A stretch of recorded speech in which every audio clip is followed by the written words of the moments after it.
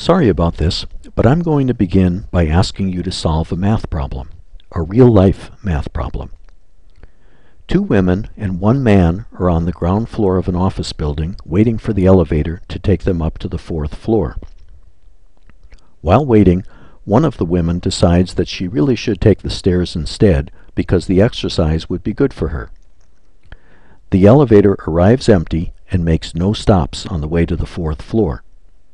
If the women weigh 130 pounds each and the man weighs 170 pounds, what's the total weight of passengers in the elevator when the elevator arrives on the fourth floor?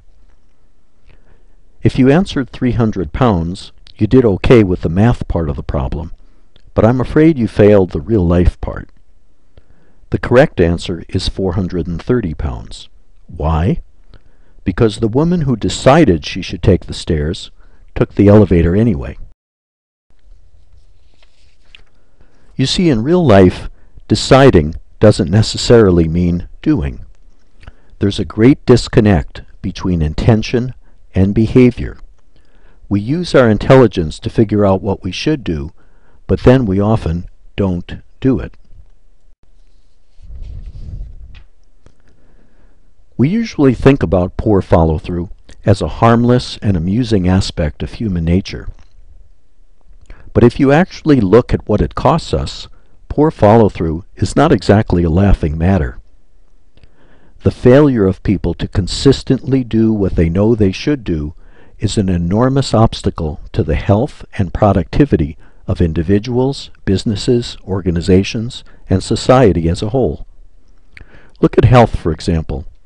35 to 50% of patients with chronic conditions like diabetes and hypertension don't follow through with treatment recommendations, and that costs the U.S. healthcare system an estimated $300 billion a year. And it's not just a matter of wasting money. Patients who don't follow through can have twice the death rate of patients who do. Beyond health, poor follow-through can be found in virtually every nook and cranny of people's lives. It's everywhere. It's in our careers, our relationships, our finances. We decide what we should do, and then we either ignore our good intentions, or we start out with a bang and fizzle out long before the job is done.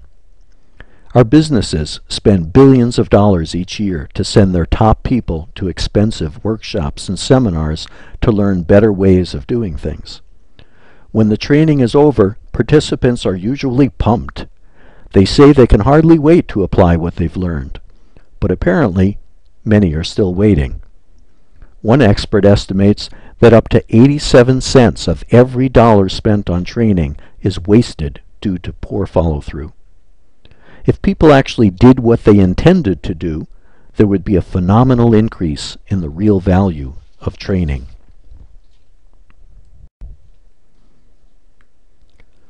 In light of how much it's costing us, you'd expect poor follow-through to be high on society's list of problems that must be solved.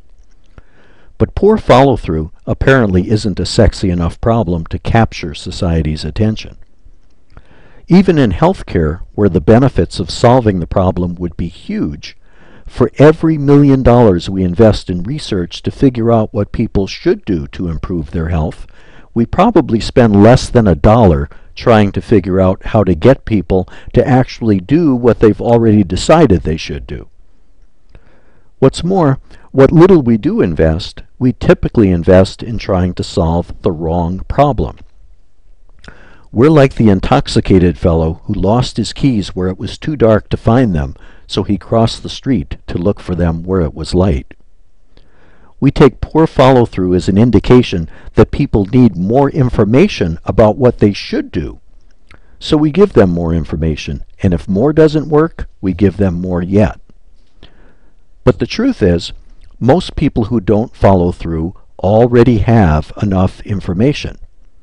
Doctors who have hypertension, for example, certainly know why they should be taking their blood pressure medication, but studies show that they don't do any better at following through than anybody else. The real problem is people often don't do what they know they should do. and giving them more information won't help solve that problem any more than looking where it's light will help you find something you lost where it's dark.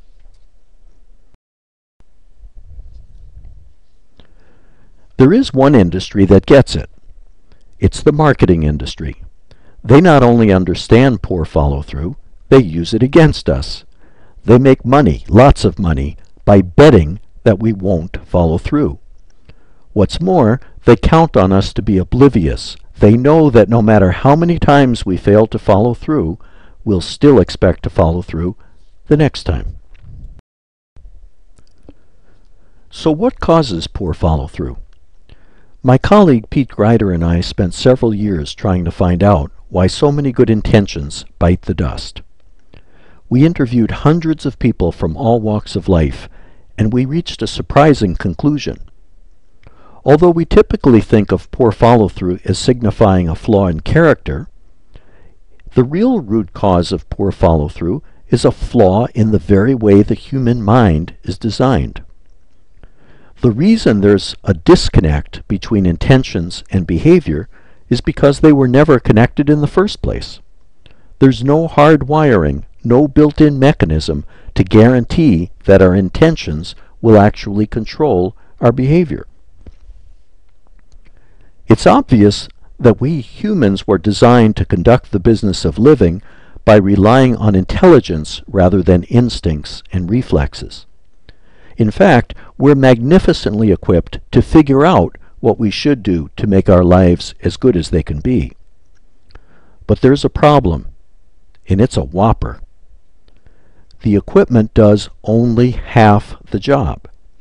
We can intelligently decide what we should do, but surprisingly, our intelligent decisions don't automatically or necessarily control our behavior.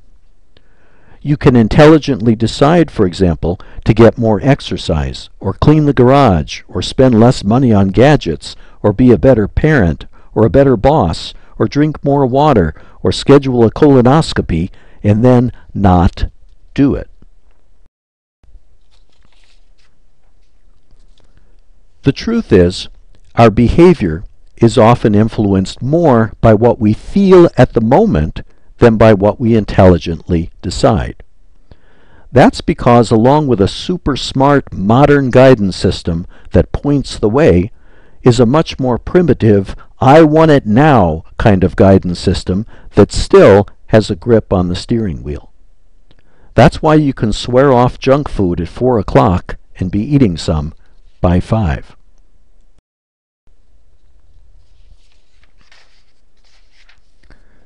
I think it's fair to say that our species is in an awkward stage of evolution. We're quite literally between guidance systems. Think about it. On the one hand, we're equipped with a state-of-the-art guidance system that's capable of producing high-quality, intelligent guidance.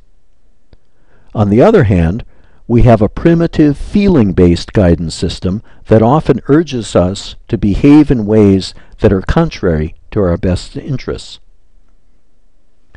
If Toyota had created an engineering mess like this, there would be a recall.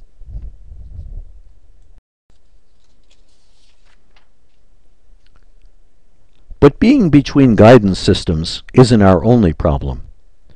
As our friends in the marketing industry know, we're also clueless.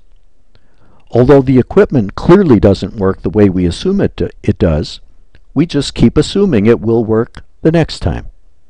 We keep expecting our intelligence to rule despite the overwhelming evidence that it doesn't. Accepting the truth has enormous implications. Of course, it's absurd to continue to depend on a connection that we know isn't dependable. So either we have to find ways to make the connection between intention and behavior more dependable, or we have to find ways to bypass the connection altogether.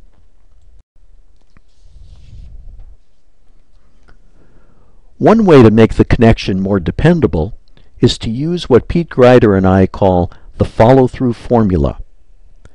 The follow-through formula is a recipe for making lemonade out of lemons. It's a way to get what you feel at the moment to support rather than oppose whatever you've intelligently decided you should do. Let me give you an example of the follow-through formula in action. John tried unsuccessfully for years to stick with an exercise program. After he learned about the follow-through formula, he made one small change that made all the difference in the world. He simply agreed to keep his underarm deodorant in his locker at the gym and to have none at home. As John put it, I used to tell myself, John, you really should go to the gym, but I rarely listened. Now I feel like I absolutely must go to the gym. I have no choice. It's either go to the gym or stink all day. And once I get to the gym, I'd feel pretty stupid if I just used my deodorant and left, so I exercise.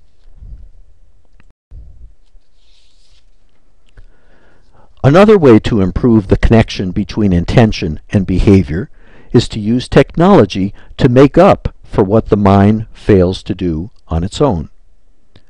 An example of this approach is the MotivAider. The MotivAider is a simple electronic device that's designed to improve follow-through by making sure that intentions stay in the spotlight. The MotivAider works by repeatedly sending its user a silent private signal that focuses the user's attention on any chosen intention. By guaranteeing that the intention will stay on the front burner of the user's mind, the MotivAider increases the influence that that intention will have on the user's behavior. Here's an example of how the MotivAider works. Let's say at 8 o'clock in the morning you decide that you really should improve your posture. If you're like most people, by 9 o'clock your good intention has already sunk to the bottom of your mind where it won't do you any good at all. However, if you used a MotivAider programmed to send you a private signal, say every 5 minutes all day long, your intention would stay at the top of your mind and you'd actually improve your posture.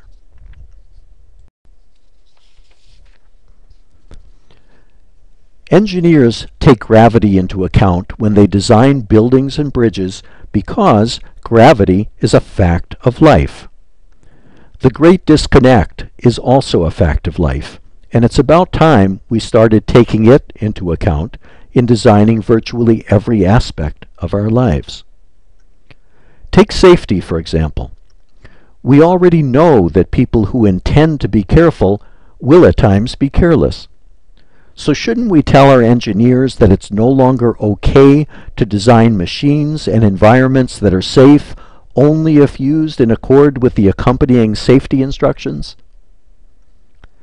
When we're ready to take the Great Disconnect seriously, there will be opportunities galore for inventors and entrepreneurs to develop new products, systems, and services that help us behave in accord with our intentions.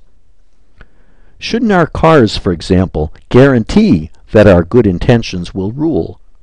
Shouldn't we be able to program them to prevent us from doing whatever we, as individuals, have intelligently decided we shouldn't do, like drive if we're impaired, speed unless it's certifiably necessary, or drive in a way that wastes fuel? How about programmable refrigerators that only provide us with access to food in accord with our own intelligent decisions rather than our fickle cravings? And how about credit cards that don't allow us to buy whatever we've intelligently decided not to buy? How about asking our medical researchers to deliberately create allergies to foods or even situations that we've intelligently decided we should avoid? And while we're at it, why don't we develop habit-forming versions of the drugs that people must take to stay healthy?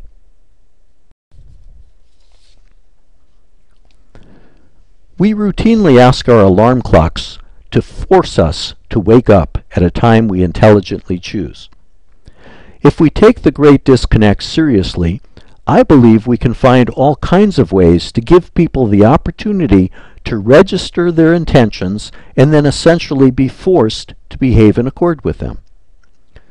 If the word force makes you cringe, consider this. If we accept the disconnect between intention and behavior as a fact of life, we may be forced, there's that word again, to change the way we think about personal freedom. Frankly, our definition of personal freedom may need to grow up. I'm not proposing that we restrict our freedom to choose what we as individuals should do. I am proposing that we restrict our freedom to not do whatever we've decided we should do. The first kind of freedom, the freedom to choose, is worth fighting for. The second kind, the freedom to not follow through, isn't worth dying from. And it's that kind of freedom that's literally killing us. In light of the great disconnect, being willingly forced to behave in accord with our own intentions may actually be the ticket to a more realistic and satisfying kind of personal freedom, one that ultimately results in a healthier, happier, and more productive society. If you don't believe it, ask Tiger Woods. I honestly think we could have saved him from a world of hurt.